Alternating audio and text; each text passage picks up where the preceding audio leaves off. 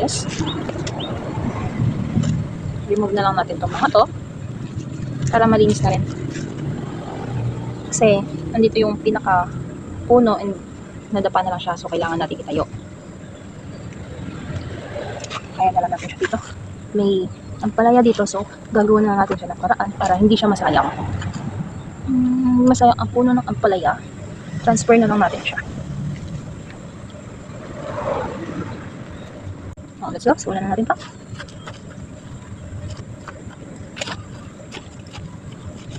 Ibubukoy lang natin para mas mahaba din ang buhay.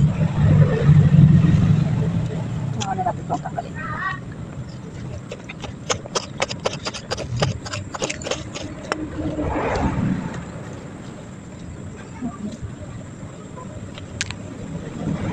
Then, nabukay na natin.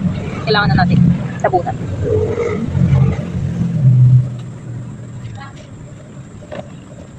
Ito ng pampatibay.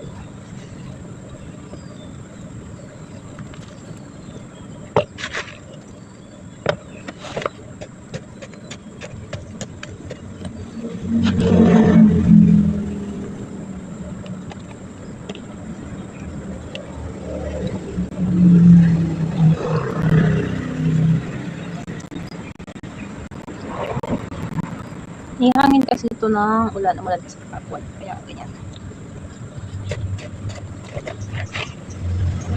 Para matakpan na rin yung kanyang ugat.